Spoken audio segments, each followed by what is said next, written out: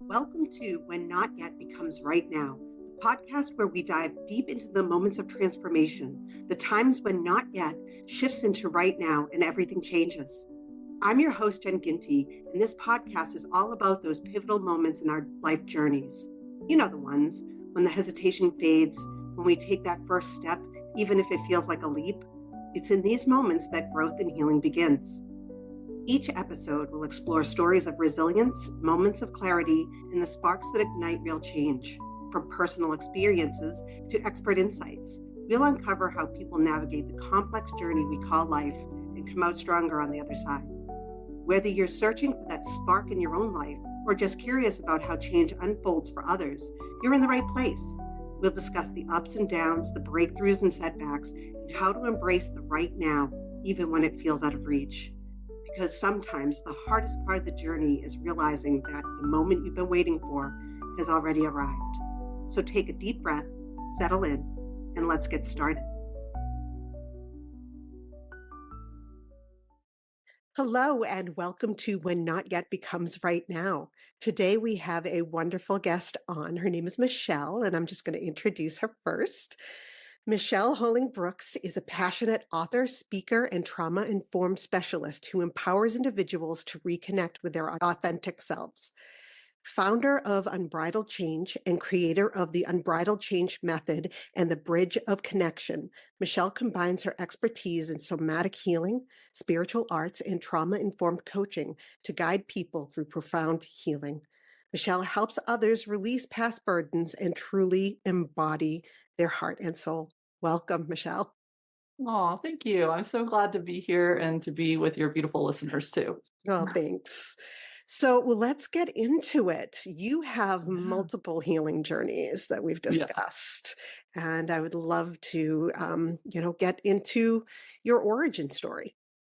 Yeah, thank you for that. And I want to just pause and say that just the name of your podcast and it hooked me right at the beginning because like, oh, I've done that when I've been there when I've been like, oh, I don't have to work at that yet. I don't need to really look at that. It's not that bad. It's okay. It's all good, and I just kept trying to push a can down the road until one day it was like, you know what? I don't think that's a good life choice.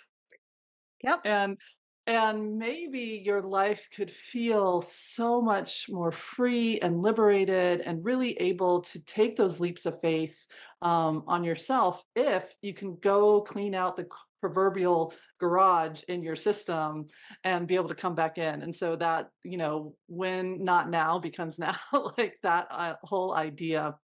I was just like, oh, that resonated a lot with me. So I just Yeah, want, I'm finding that there are so many journeys that people have put off. Maybe it's for fear. Maybe it's for, just not wanting to deal with it, yeah. just wanting to go ahead with life instead of looking backwards. Yeah, so that looking backwards and not wanting to do that and just being like, "Hey, I'm just living in the present moment. I can claim whatever is mine. I can create whatever I want to." I was doing a good job at that given my origin story. So the quick version of the origin story, because it comes back into like the backside of it, is when I was 13, I was super, super sick. I was bit by a mosquito that had equine Eastern encephalitis. And so my brain itself was like super upset fighting this virus. And then it dominoed at the same time into viral spinal meningitis. So my brain stem itself was swelling outward, the lining of my brain was swelling inward. And together that equaled a very unhappy brain and a very unhappy body because it just couldn't do all of that. Like think of all the basics like breathing and rhythms and all the things that come together in those areas of your brain. Um, and all of that was like fighting for space. And eventually it just said, yeah, we can't do this. I ended up slipping into a coma. And because it was viral, there was nothing they could do. They were just trying to support my body to be able to like mount a defense. But it was, just that they were telling my parents, if she wakes up, she might wake up, but if she does, this is the area of her brain that is being really affected, the whole middle part of my brain, and they couldn't, guarantee what would wake up. Well, what woke up was somebody who was deaf and blind paralyzed from the middle of the back down. And the other thing that was the most problematic was that I was completely wiped clean of who I was. So I didn't know that I was Michelle. I didn't know that I was a human and 13 years old. I didn't know who my family was. I didn't know anything. All like labeling, like this is an apple, this is an orange, all of that was completely wiped out. And so I just knew the somatics. What was happening in that moment in my system was pain, disorganization, an immense amount of fear because I didn't, one, know I should be able to talk, that I should be looking to try to communicate, that I should be trying to reach for anybody. I just thought I was alone in this massive pain. And then that every once in a while, things came into my world that moved me and it hurt and it was startling and it was painful and I didn't understand it and I tried to fight it but it never won. And it turns out those were the nurses, the doctors, my family trying to come and to be with me. And it was, just I'm putting words now on what had no words because language was completely wiped out for me. So it was this moment of all I knew that quote Earth School was isolation, pain, disorganization, and unexpected interruptions that were painful, that hurt, that I didn't understand because they were putting me in and out of machines. I had a halo around the back of my head, so they had to hold me still, and I tried to move, and so they had to restrain me and put me down, all the things they were trying to do to help me, but in the reality, because I had no point of reference, they couldn't soothe me to calm down because there was nothing to soothe. There was no connection. And we think of little babies, and I've had people say to me, "Oh, it was like you were like a little baby." And I was like, "Yeah, but a baby is hardwired to seek connection because they feel it in the womb, right? And they sync to the rhythms that are around them and they know those rhythms and they look for them. Those rhythms within me were completely shattered. So I didn't know to look for anything or to be with anything. So that's kind of the origin point that created the trauma soup, so to speak, that I didn't once I started to be able to somewhat like the swelling went down. So it was like I was underwater. So then I could hear, but if you've ever swam underwater, you can hear people talking. And so I could tell that people were trying to communicate with me. But again, I had zero reason to try to communicate with them because I just saw it as oppression. I just saw it as abuse. They came in, they picked me up, they moved me, they did things to me. I didn't understand it, had no point of reference. And I didn't know that family was something I was supposed to look for, all those things. So it was a big old hot mess Wow. of of a beginning. And in that, after about 3 months, I had really synced to the hospital's rhythms. Like I had learned to stop fighting when somebody came in, and I actually figured out how to energetically track them and feel them coming down the hall, coming into the room, take a quick assessment. If somebody felt like agitated in their energy field, I knew that they were going to be quick with me. They were just going to move me quickly because I didn't interact with them. You know what I mean? And they were just going to do their things and get out of Dodge. And I could feel as somebody came in with like calm that they were going to, gently touch my shoulder and attempt to like let me soften into that movement before they moved me. And so I started to very much become aware of that energetic field that is all around us, full of information. And that was my first language. So I learned how to do that. Does that make sense? Yeah, it's amazing what our bodies and brains will do. I mean, you basically came back with no information whatsoever, like, Yeah. period, no information. And your body and your mind started to listen and notice and feel everything Mhm. around you, even though you couldn't communicate in any way. And they couldn't communicate to you. Yeah. And so I started to develop ways that I thought communication was. Turns out it was all energetic. It wasn't through a voice. And so I never really understood that voice had a purpose it was at least a good year into my healing journey before I was like, oh, this is what they want me to do. They want me to mimic sounds because I started to be able to hear them enough.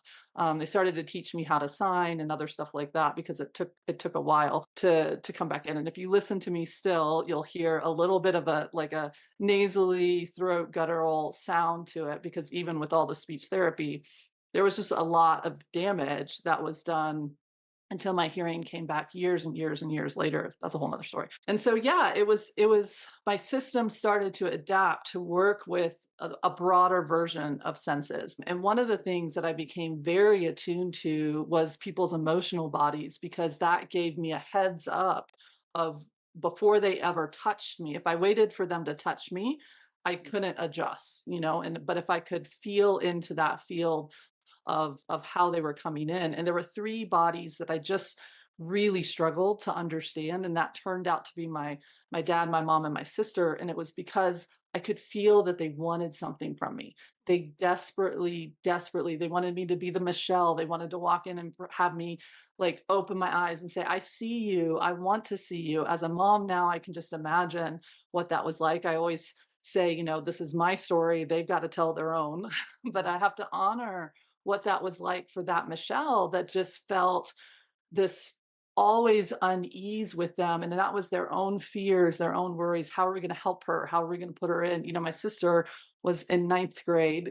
She's a freshman in high school. She's got this sister that was fine and now can't move. She's got a family member. My dad was in the military, so he was active duty Desert Storm. And so like he was being able to come home for parts of it, but he was also being stationed. And so they were trying to get him back and all that. And so it's just this whole hot mess that was happening for my family. And I could feel that, but I had no point of reference for it. Now years back, I look at it and I'm like, wow, it's amazing that we made it through it. In any way, shape, form, or fashion, let alone with some bumps in the road, and all those things. So about 3 months after I had medically gotten to the point where I didn't need the hospital, I had figured out some basic things like people wanted me to eat. When they put my hand on a spoon, I was supposed to put it to my mouth, and I didn't want to eat because I didn't really enjoy it, but because my stomach was a whole hot mess. But I just knew that if I didn't do it, then they would force it. And so everything of all the choices I made were to appease the beings around me because I had no way to fight it off and I had no way to communicate and I didn't understand. And so I figured out push the button when I needed to use a restroom, push the thing, and everything I did was that way. So they said, "Okay, she's ready to go home." They sent me home and my family had to keep moving. They had to keep doing. My mom had to keep doing what she was doing. My sister had to do. So I went from this environment that had people that I could access quickly who knew how to like look at me and figure out what it is I needed because I didn't know, to an environment that was isolated and alone and felt even more of that same crushing energy that I felt when they were there for the hour visit.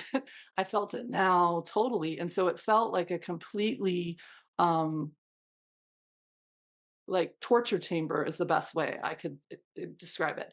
Isolated, and when somebody did come in, when I had a bell that I didn't know at the time it made a sound, but I knew that if I did this thing to this particular thing, somebody came eventually.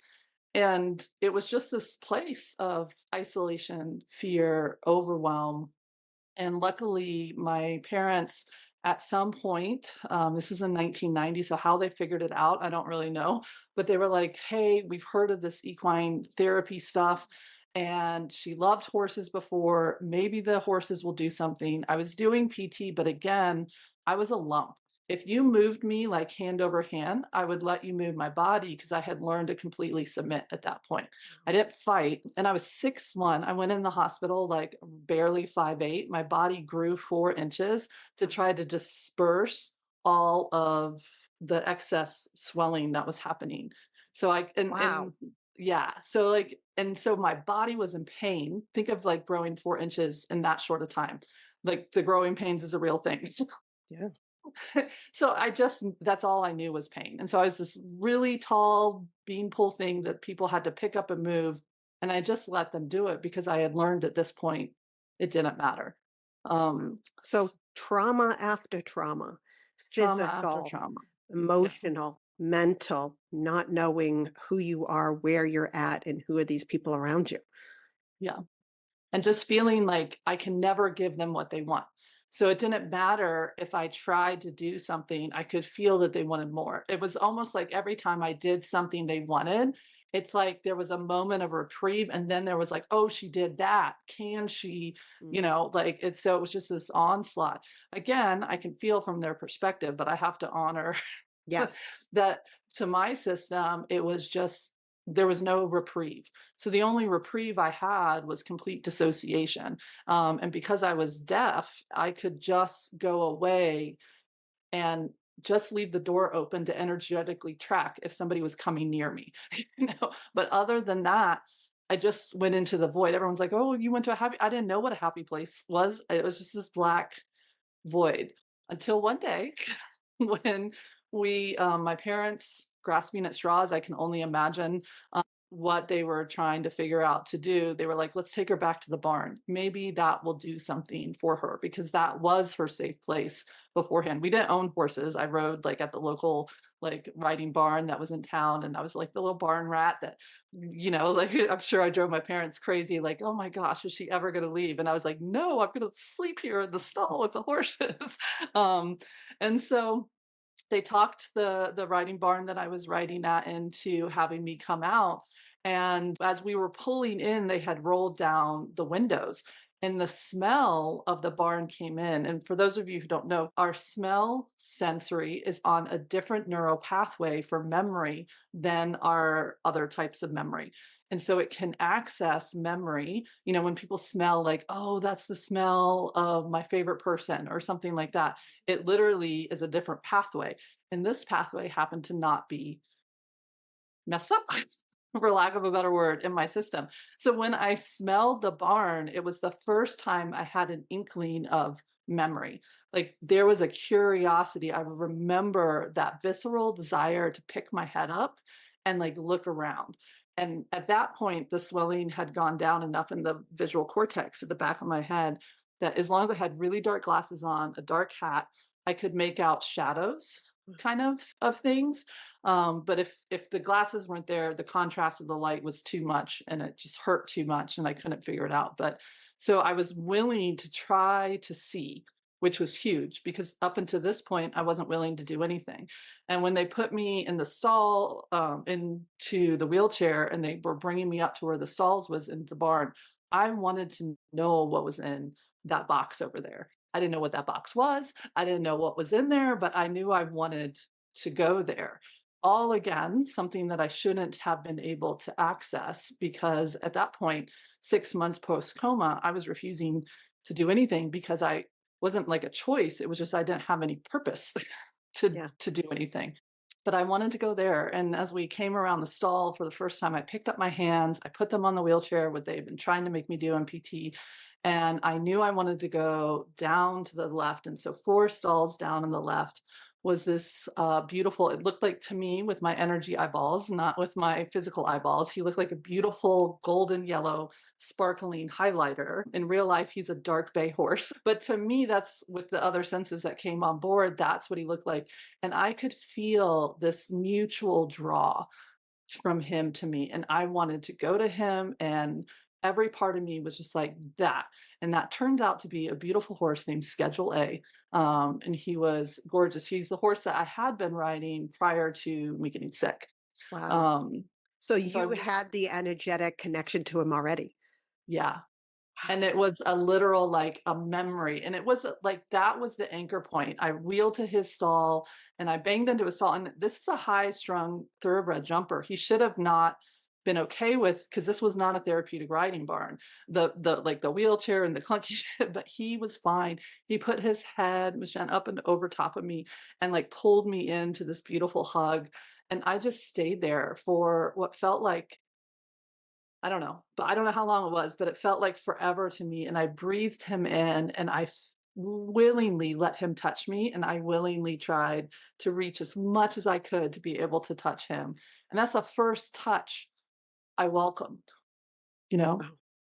That was that first touch that I was willing to say I'll come into this body because there's somebody like him in this world.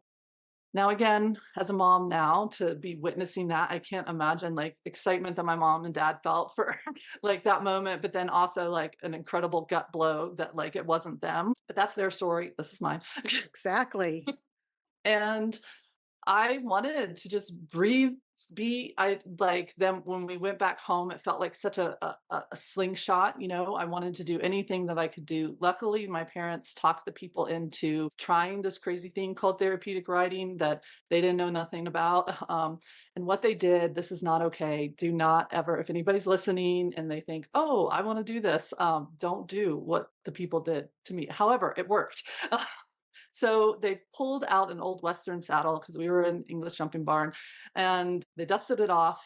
They put it on the horse on schedule because they figured out that that's what I really wanted, and they tied me to it so that when I fell, because I had no catch because I was paralyzed from the middle of my back down, they could just push me back up because I was skinny and tall. I didn't weigh a lot, you know, and so they tied my legs to the vendors, and then they tied me to the horn. It's not safe. Do not do that. Oh my goodness. And yet it worked. So and so from writing, and being willing to be in partnership with him and being willing to be in my body in connection to him, that started that rhythmic motion of the movement of the horse started to bring back like it shone a flashlight on the parts of my nervous system that had been damaged, and it was like, hey, can we fix this? Can we do a workaround? Can we like build a new pathway? And so the core strength started to come back in. The lower part of my body started to be able to figure out like a numbness sensation. And then within 6 months of riding 3 to 4 days a week, I was able to use crutches. And within a year after that, as a freshman in high school, I was trying out for my basketball team. And so physically, schedule helped me come back into my body, be willing to come back into my body, and then also help me re-engage my body. What the people did with it is they figured out that I wanted him. And so they started to use him as a tool. Okay, we're going to stop him and hold him and not let him move until you sign the word walk and you try to make the word walk with your voice. You know what Okay. I mean? And so till you sign the word stop, or you say whoa, or you try to pull back with the reins. Like, so I started to communicate. They were very clever, and I was already willing to appease them because what I wanted was for them to get out of the way so that I could just be with schedule. So he became my speech therapist, he became my physical therapist, and everything like that. And so Gold Star, the body was able to come back in, the swelling was able to go down, and the walking was able to come back. However, the piece that didn't come back was the memory and all the appeasement of what I figured out to do of just letting people have whatever they want. That became my normal. And that's what I did. Like in school, I was the kid that went away, came back in a wheelchair, couldn't talk, couldn't speak, you know, like and didn't remember. So somebody said to me, Michelle, this is what you do. Okay. You Yeah. know, and it was an incredibly abusive world because of that. Because I didn't know to say no. I didn't know to say other things like that. And it just created a real problem. I can imagine, it's it Yeah. when you become at your core a people pleaser, Yeah. that everyone else's pleasure is above your being. That is Mhm. like yet another trauma stacked on top. Little one learning to navigate their big emotions? Meet My Moody Monster, the pull apart buddy to help kids understand and manage their feelings. With its fun, interactive design, Moody turns tough feelings into teachable moments, giving your child a playful way to express themselves. Whether it's after a rough day or when those big frustrations hit, Moody is there to lend a hand. Perfect for calming down or even just a cuddle. My Moody Monster helps your child communicate their emotions while learning healthy coping skills. Go to mymoodymonster.com to learn about Moody today. Yeah. And so I didn't know, and I started to, like, create this real split between just this Michelle that did whatever people wanted her to do, body, mind, like I didn't care when I was with them. And then the one that was at the barn, right? And so the one that was at the barn, I could be me with the horses. I could have conversations with them. I could share my fears, my wants, my worries. And then it's like there was a complete switch that happened when I went back out. Until my senior year, he suddenly passed away. Trigger warning. Sorry, I should have said that first. No, no. um, and my anchor went away. And when that anchor went away, my desire to try to figure out how to be in this world went away too. And I slung shot from being this pleaser to I would swing back and forth between incredible fighting and incredible pleasing.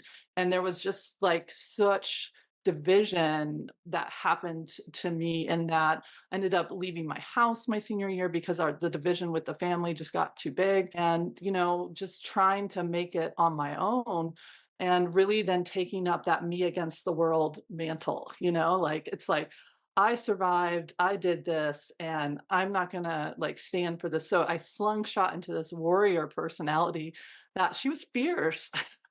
And yet she wasn't quite balanced either. So, you Well, know, I mean, this is you're a miracle, right? You're a miracle, and there's no way to truly understand how this all came about for you in the end. I mean, you do that you've lived in it, but for mhm, listeners, it must be mind blowing because it's mind blowing to me, and that you're an absolute miracle right here. You yeah. know? Well, and one of the things I love to invite people to do once they hear my story and they kind of feel as I invite them to go back to it though and realize that in that same time frame, that high school years, those middle school, high school, early 20s is like think of the ways in which what literally happened to me happened in your guys' world. Like Mhm. and people have felt silenced. They felt that their voice was taken away from them. They didn't know who they were. They thought they were just there to be the good girl or or they were labeled as a troublemaker. Like they were put in some box that they didn't know about, and they felt like they couldn't move the way they wanted to. Like this is maybe who they felt they were in their body, but it didn't match the people around them. And so as I've started working in the healing field, I realized, okay, the things that happened to me literally happen to so many people in different ways, that they felt muted, and that they were trying to talk to people with deaf ears, and they didn't know how to communicate with people, and all the same things. And how they slung shot between different personalities, maybe the people pleaser and the rebel and the this, that, and the other, trying to find who they are, you When you know? when you say it that way, it really resonates with me because Yeah, as someone who grew up in an abusive, childhood, I really understand what you're saying in that sense. And what happened to you didn't happen to me literally, as you said, but I it can did. understand Yeah. that. I can. And you were doing this as a teenager. You had not only being, having this happen to you, but also, I mean, obviously you went through like puberty and you had to deal with all of the things that are hard enough on a girl of, that age Mhm. and add on, you don't even know your body. Yeah. So I didn't know to honor it. I didn't know I didn't know anything about it. And so I call it the abuse years because it just was so much abuse. Abuse from other people, taking advantage of, but again, what girl doesn't, you know what I mean? And then the us ourselves not honoring or understanding or knowing what our worth is, and with that, and so like tons of self-harm, especially after schedule died. I didn't care about this body. I was just like, you know what, I don't care if there's something that's going to check me out in this world. I'm willing to take it, do it, like the risky behaviors. It's amazing that I'm alive. Yeah. you know, because there was just this like good like 5 to 8 year period where it was really, really risky in there. And it was just because I really was perturbed. I'm trying to put my words nicely for a podcast, that I woke up. So once I started to figure out what happened to me and I started to put words to it, this is in my early 20s, I was so angry at the universe. Like, one, how could that happen? Two, WTF world, you know what I mean? Hmm. And people, you should know better. You took advantage of, like all of these different things. I was just so angry. And this, like that warrior, that lone wolf warrior, I would say became the major story kind of in my life. A lot of fire energy and a lot of like, I also wanted champion for other people. So I didn't want any other person to feel like their therapies were overriding them. And so I really went into therapeutic riding and equine partner psychotherapy. And I wanted to provide a sanctuary that really honored this person as they were on their healing journey, whether that be physical or emotional. And at that point, I was really more in the physical realm with a little bit of the emotional, but I just wanted to provide that because there was nobody who would provide it for me until another relationship that I thought was going to be my rock, in our 20s. We were like, oh, this is going to be the one, and da da da. And that ended. And when that ended, I just really, again, it was like the loss and the trauma of when schedule left. I was like, there's no point. There's no point for me being in this world. Took a handful of pills, tried to like just say peace out. Yeah. And the beautiful German Shepherd that I had at the time, Baron, he licked into my mouth and caused a vomit response. And so I woke up, was pissed again because I'm like, dang it. But as I was sitting there, I felt him giving me this beautiful message that was like, why do you hate yourself? Like, why don't you see? And I could see as he was looking at me, there was so much love in his eyes. He didn't see me as broken. He didn't see me as anything but this amazing, beautiful soul. And I was like, I don't see that. I don't see why he would love me the way that he does. I don't see why he would be so devoted to this one. And as I was like taking a shower and pulling the like pills out of my hair and the vomit out, I remember getting out of the shower and wiping down the mirror and looking, and just these hollow eyes were looking back at me. And I was just like, wow, this warrior, she's going to kill me. She just tried to kill me. And like Baron brought me back, and I've got to go find her because this hollow eyes is not who I really am. So that was the first kind of inkling. And that's when I dove into like mental health therapy, all the other things, shamanic practices, you name it. I went on that seeker's journey and got a really cool toolbox. But what I never was willing to do was go backwards. So it's kind of like that moment when I wiped my hand over, I was like, I am reborn. You know what I mean? Like Hmm. I am here. Yeah, I I'm understand like, that.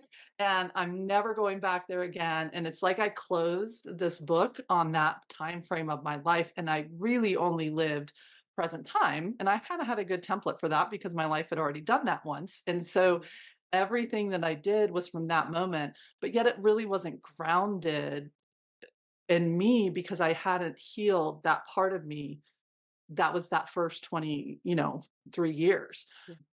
But I didn't have the tools yet, or the school inside of me to be able to heal her and to work with her until like my mid 30s. So at this point, I was doing equine partner and psychotherapy. I had opened up doing energy work and working with people holistically, mind, body, soul, whichever doorway they wanted to walk through. And I kept hearing this really interesting voice in my system being like, hey, Michelle, what's your connection to your soul? And Mm. I was like, what?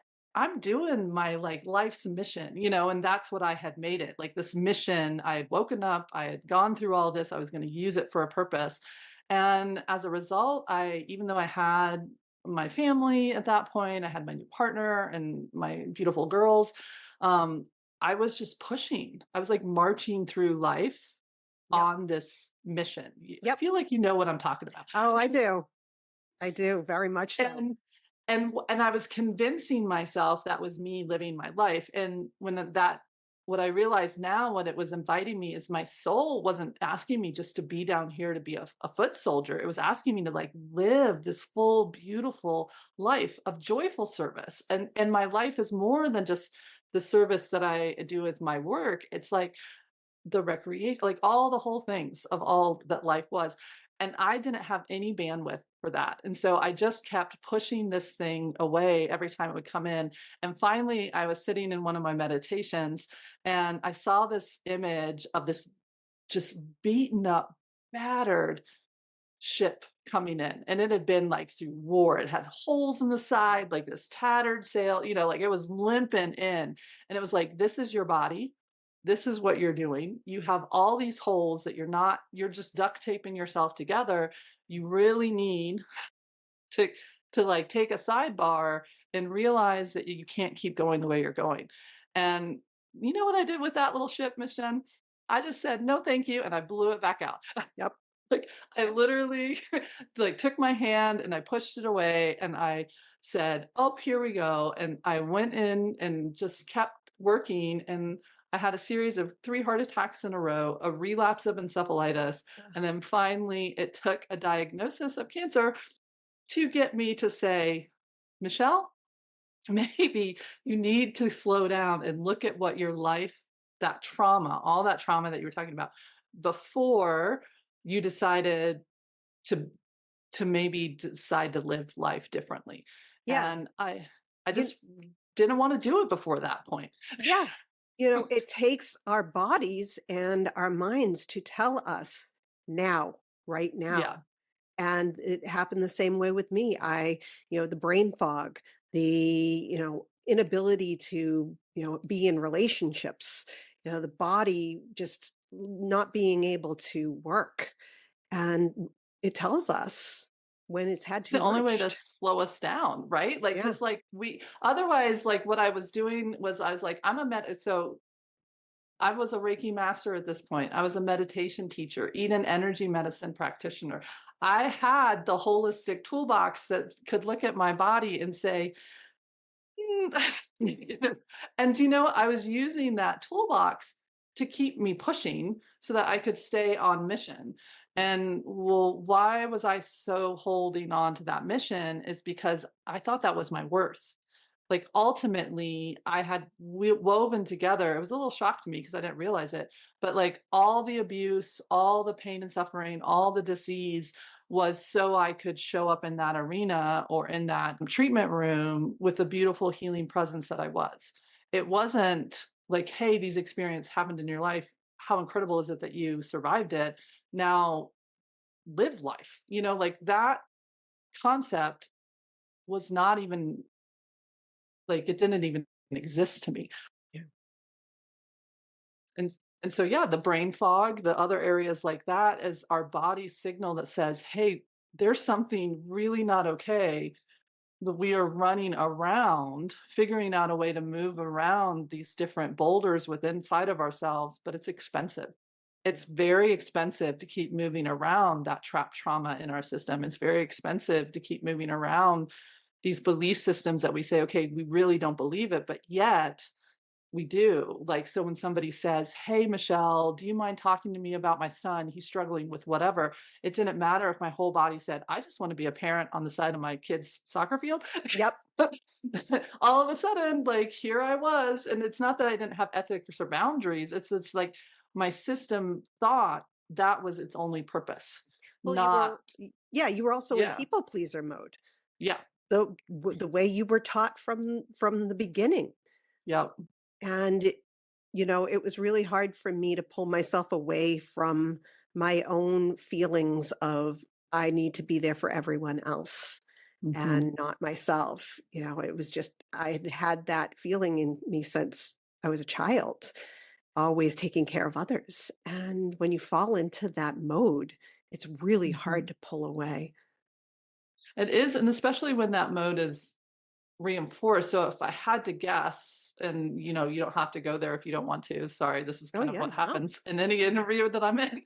no, that Like, but like in that chaos that was your early world, one of your desires to that beautiful heart of yours to like tend to try to make things better, to pull things back together, even though you were confused and hurting and you needed somebody to do that for you. You were just naturally offering that to that space.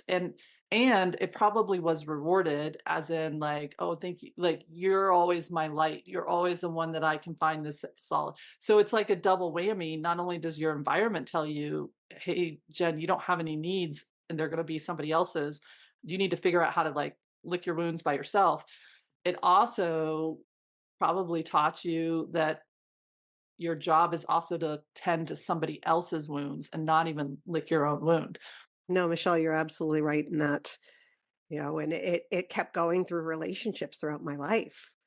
That even if I would date someone and they'd be like, I understand your background and I'm going to be there for you, it always turned Yeah. to me being that person who always was taking care of that other person. Yeah, because that was your cellular memory, right? And Mhm. so I couldn't understand why I had this huge toolbox, right? And I could teach other people, but when it came down to it, that choice that just says, "Sure, here's my card, book a session," and then going back to cheering for my you know what I mean? Like, Mhm. that choice was not even a clickable option is what one of my clients called it, and I thought that was brilliant. She was like, "Oh, I can actually click on the gray thing that I just stopped trying to click on." I was like, "Yeah." It's like we don't know that we can click on this other option because we don't truly believe it belongs to us. We believe it's there for other people, Mhm. but it's not there for us because it's just not part of our cellular makeup. And to be able to make that button clickable, we do have to go back a little bit and look at how that programming got in there and lovingly tell it no longer needs to keep doing it that way. Yeah. But your whole system's gonna scream at you, "Danger, danger, Ghost Rider. Don't Mhm. undo this programming," because it was the only thing that kept us safe in that world, you know? Yeah. It's the only thing that did. If you said I don't know, just try this one on. I mean, if you had said to the people around you, "Hey, I think this is your problem, not mine," and tried to I mean, That's unacceptable. yeah. Your life would have gotten so much worse, so much so appeasement, just like I learned to appeasement is the way. When there is no ability to flee and there is no ability to fight, the fawning, the folding, and the complete dissociation and people pleasing, that's the only option. Right. And Yeah. ideally, you're buying your time to be able to make a different choice to fight or flee. Like when schedule died, I was like, well, screw it.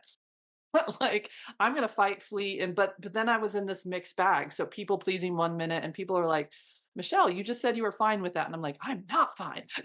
And they're like, "Which one?" But I would wobble, right? Like I could only hold it so long before they could get me to go back to the appeasement. Well, we Um, had no boundaries. We yeah, weren't taught to have boundaries, so there were none set up for us. yeah, and and so I think it takes our body being the messenger. I call it the sacred messenger because we can't hear any other message because we were never taught to pay attention to our wounds. And so it has to get big enough that we no longer can function in order to slow us down enough to hear what our body wants us to work with so that it no longer has to have it. You know, it's like it doesn't want to stay with this burden, this weight, this lead sitting in it. It wants us to learn how to transmute it and pull out those beautiful nuggets that you can create this space like and be in this beautiful way that you operate and be of joyful service, but with health and wellness and boundaries. Mhm. Like all the things we had no idea were clickable, but now we can pick. Like our soul, I truly believe, wants us to be in that. It doesn't want to just use us like a tissue for the universe. It wants us to have love and joy and happiness and connections in which we feel safe in. Yes. Yeah.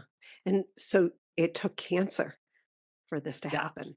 Yeah, the 3 heart attacks in a row, that was not Mm. enough. You would have thought that would have done it, Mm. like having a relapse of encephalitis on so I founded a nonprofit called Unbridled Change, and it was our big fundraiser for the year, and I was sitting in the hospital because I had been working so hard trying to do everything, stay the perfect mom, stay the Mhm. like all the things, and my body was like, yeah, you can't," and so it knocked me out with a relapse of encephalitis, and I remember as I was going to the hospital that time, I kissed my girls goodbye and I was like, what if I don't remember them again? Like, Yeah. and it was like this huge moment. You would think You would think that would be enough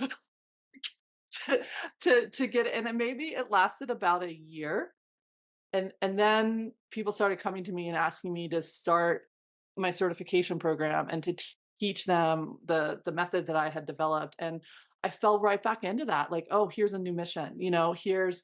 And so I was getting ready to roll out this huge certification program back in 2016, and I was out of balance, and I heard it going into it, like, it was very clear. It said, Michelle, you are only living 50% of what you're teaching. And I was like, 50%, that's gonna Oh push it aside again. no. Yep. You Yep. know?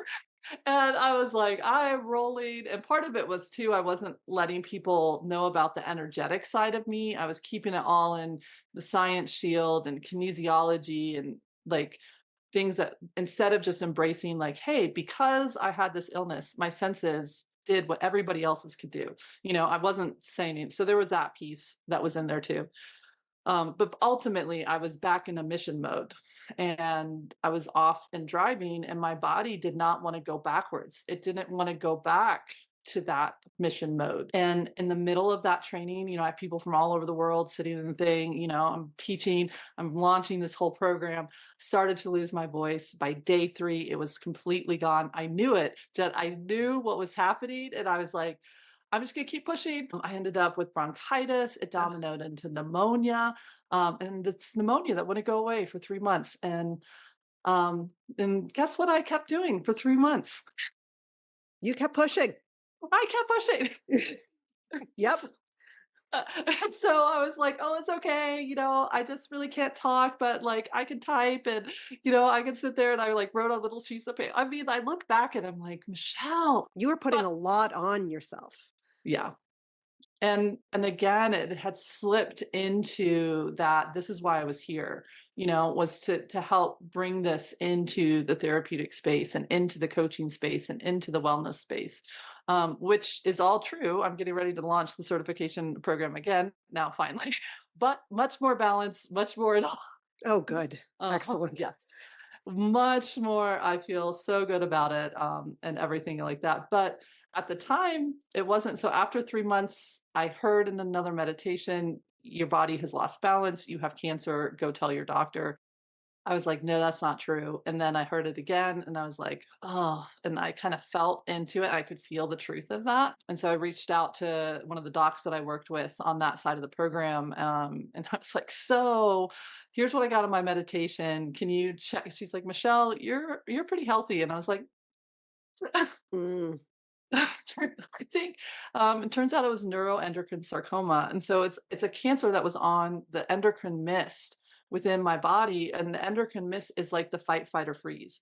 And so it literally was the fact that I had been living since 13 and probably prior to that in just a soup of toxic hormones and neuroepinephrine and cortisol, and I had burned out the literal lining of all the organs of my body, and that was what that cancer was. And so it's also a cancer that doesn't respond to traditional treatment, and so I had to kind of put my money where my mouth was with the holistic side, Mhm. and really dive in. But the work truly was looking at, why was my system still running in trauma?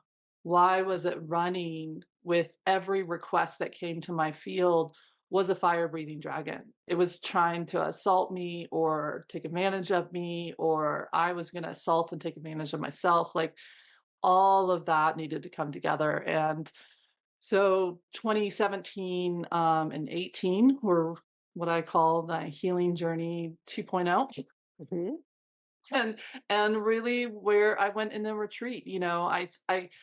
I'm such a Capricorn person, because I have Capricorn rising, and so for those of you who don't know, that's a sign in the astrological. I'm also an astrologer, and so I just work is kind of part of me. So I did keep my toe kind of in the water because it is my organization.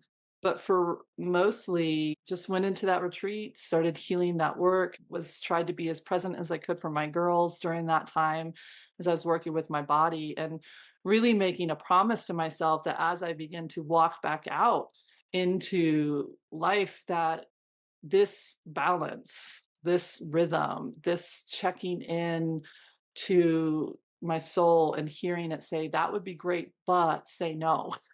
Like click the button. Or hey, there's a whole nother way to help that person that's not taking on all their responsibilities and doing this and doing that. Like all of that started to come forward. And I realized that I have so much more freedom running this way, that I truly can connect in with people around me so much more. I can connect into my life, to my children's lives, to my work and work with clients, because I actually have a healthy connection Mhm. to boundaries that never existed before. Like it actually allowed me to be in healthy connection in a way that I never thought was possible. So the bridge a connection method kind of came out of that whole journey. And now that's what I help people learn how to do, is have like trust in themselves to say what they're going to mean and mean what they're going to say, and respect their self, give themselves the right to be human, to Mhm. say yes, no, or maybe, the right to also check into willingness. Do I want to do this? Even though I can do it, do I want to do it? And then having that connection then be genuine, right? Connected to Yeah. my why and my purpose. And so that's what I love. But it was a hard, it was a little bit of a trek to get there. Yeah. Yeah. It's amazing how we can truly heal ourselves when we give ourselves a chance. Yeah. So It tell us a little bit more about, you did the founded the Unbridled Change, which I am assuming mhm. is part of the equine.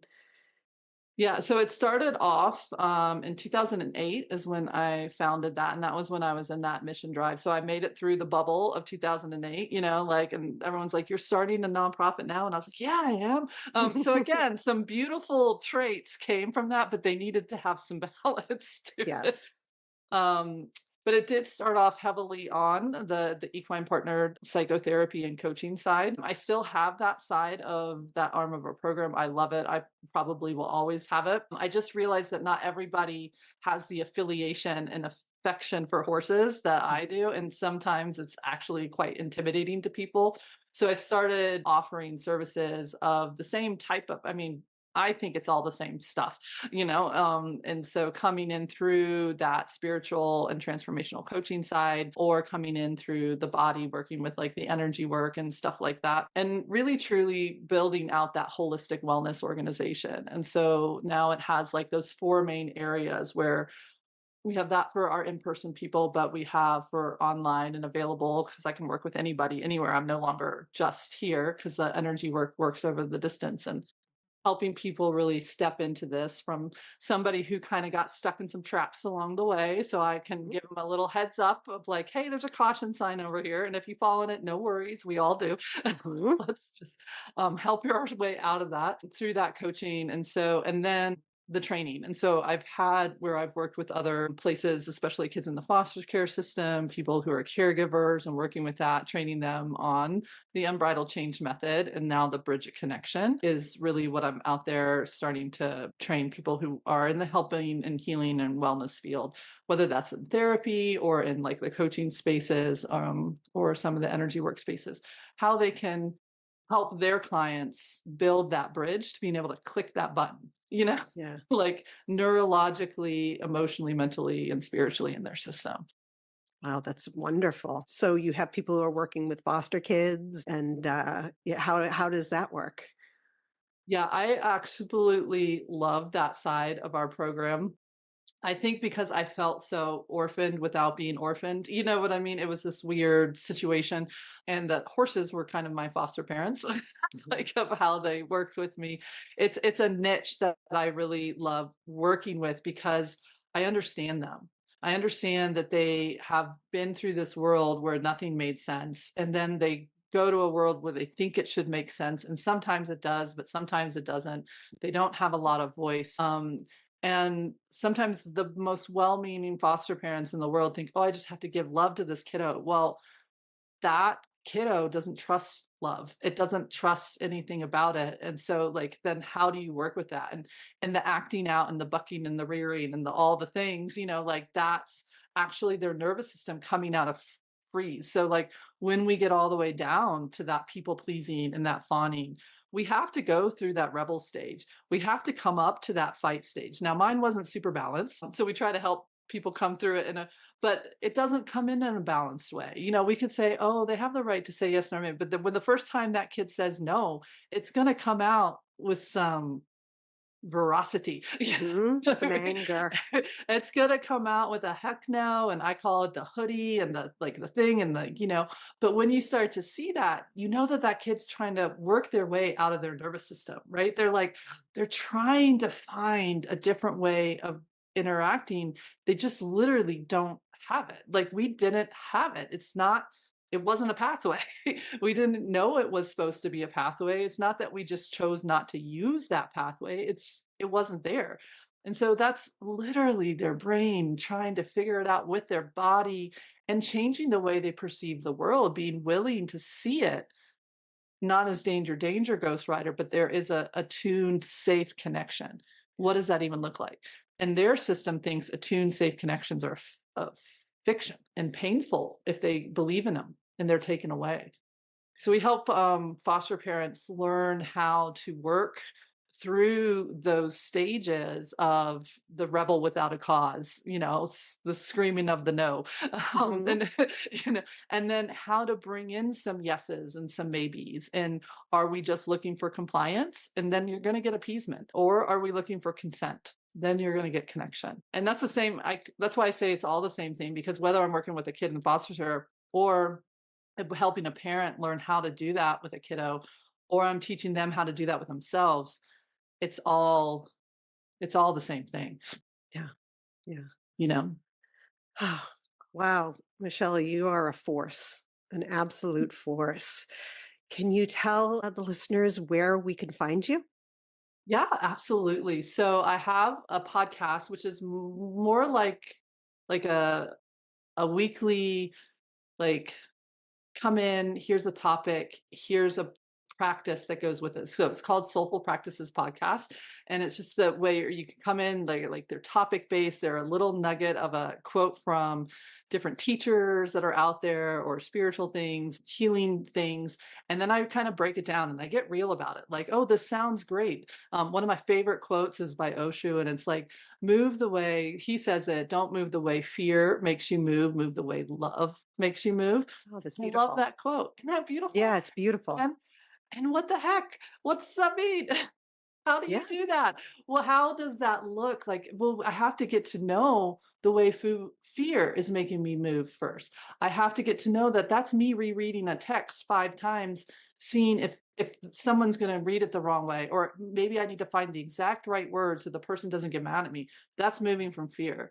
Moving from love says I'm going to take a moment, look at that, say, is there anything in here I need to fix, and then hit send. It doesn't have to be perfect, and so that's just like a snippet of what that is. And I love that offering because it's on YouTube and Spotify. It's like brings it to what I call like boots on the ground. What do these big, beautiful quotes look like in motion? That is one of my mantras. Like that's my motto. Move the way love wants to make me move, not fear, you know? Yeah. And so that one, you can find me on social media. It's usually under Unbridled Change, the name of my organization. But I think if you type in Michelle Holling-Brooks, it should get you close enough. My website's getting ready to do a refresh. I'm super excited about it. So it'll look much more user-friendly, kind of dusting off, giving it that good thing. So depending on when this comes out, it might look beautiful. And if it does, then the refresh is there. And I will be sure to get that all into the show notes so that people can reach you and to listen to those podcasts. I'm sure those are, I can't wait to start listening to them. Yeah, absolutely. And I have tons of free resources again on my website too, of like free mini courses that you can do and on-demand ones. And so, yeah, I just want to help people realize that there are other options and that there is a way to move from love, and that's possible, and we can figure it out. And that's beautiful. It's such a beautiful thought, and I can feel the beauty coming from you. And it's that energy that you talked about. I can feel that energy. So thank you so much. You're welcome. It was my first language, so that's the way I talk to you first, and then I bring in some words with it afterwards. Well, it's wonderful. I definitely can Oh. feel it. Thank you so much. You're so welcome. Thank you for your offering and being you, and I appreciate it. Oh, thanks. What a force Michelle is in this world. I truly can't imagine having to completely rebuild your life. I mean, this is life that she had to build. She had to relearn everything from movement and sight and hearing. And it's a beautiful story. And she shares everything. She went on to do all of these amazing things, and a nonprofit and helping others through the gifts that she received from this life that she had to endure. I hope that this was a helpful story and episode, and please check out Michelle's website, her podcast. She has so much to give, and I'm so happy that she's been on our show.